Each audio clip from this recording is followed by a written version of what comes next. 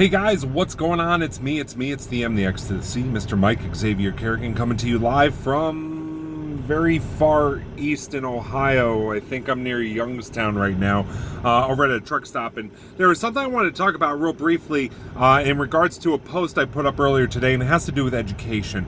And in particular, why did I step away from education? Why am I sitting in a truck right now when I have a master's degree and have been specifically trained to be a teacher, especially to foreign students or those wanting to learn English? Well, it's pretty simple. It's the bureaucracy. It is the corruption within our universities and within our education system. And it's not just the universities, by the way. After we had the swamp filled up with Betsy DeVos, our corruption became at all levels. And so Betsy DeVos is a piece of crap. I'm just going to shove that off to the side. We already know that. But what I want to talk about in particular, and keep it as brief as possible, is the corruption I would see at the universities in which I worked. And I'm not going to specify which university it was, but I do have a list of universities that I've worked at, and you can make up your own decision on which one it is. But I'm not going to put a specific school on blast.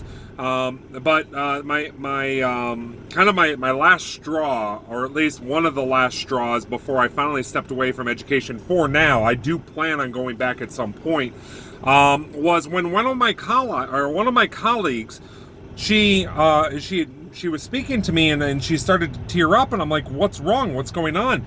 And a few weeks prior, her and I had a discussion about a student that we both had at one point. I had him earlier, but she had him that semester, and she was talking about how the administration had spoken to her about, well, this student definitely needs to pass. And she's like, what do you mean needs to pass? He's not passing my class right now.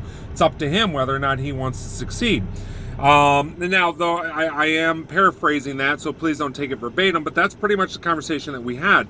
And then, like I said, fast forwarded to that moment where she's in tears, and we are at a graduation ceremony, and I'm like, what's wrong? What's wrong? She's like, they passed him. And I'm like, what are you talking about? She said, he didn't pass my class, but they changed his grade. Excuse me? The administration changed a student's grade so he would pass? It's all about the money. It's all about the greed. Because what they were doing is, they were trying to say, if a student pays for an education, they get an education. Well, that's true. But paying for an education does not mean you are paying for a degree. You earn the degree. You pay for the chance to get a degree. You are getting the education that you paid for, but whether or not you are able to demonstrate that you are capable of whatever it is that you went in to study, that is up to you. Just because you paid for the education does not mean anyone owes you a bachelor's or a master's or a PhD or even an associate's degree. That's something that needs to get through the head of these business people who got into education. That's a problem. When I speak about this stuff, I speak about it at the university level, at the collegiate level, because that's where I worked. That's where my passion lies, is making sure that our youth and even our adults are educated properly. And if they can't make the cut, that's fine. We shouldn't shun them. Instead, what we should work on is finding out where their strengths actually lie. Amazing notion that we do a little bit of extra work to help everyone out. At some point, I'll talk more about this, but if you see me in person, I'll be more than happy to discuss it with you. Please don't forget, like, share, subscribe. Go to the website, www.mxc2020.com. Please, donations are super helpful. We're doing a donation push right now. Volunteers, super helpful. We are going to be starting our phone calls here very shortly, and we're knocking on doors, guys. We need the help to make this campaign a success. We've already started getting word. We make it through this primary, we are going to win. You heard me correct. In Ohio's 5th, people are already starting to project an Xavier Kerrigan win.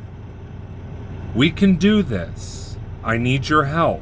please like, share, subscribe, go to the Facebook, go to the Twitter, hit that thumbs up. If you can chip in a little bit of money, 20 bucks, 25 bucks, 30 bucks. I don't want a big donation. I want bunches of people throwing in a little bit. This is a grassroots effort. I'm not going to take any corporate PAC money. I refuse to take corporate PAC money because I'm sick and tired of these business people taking over our country, and they have bastardized many of our institutions, including education, including medicine. That's got to end. It's got to come to an end. We need to be more human with each other. All right, that's it. I got to get back to driving. I love you all, and I will talk to you again soon. Bye-bye.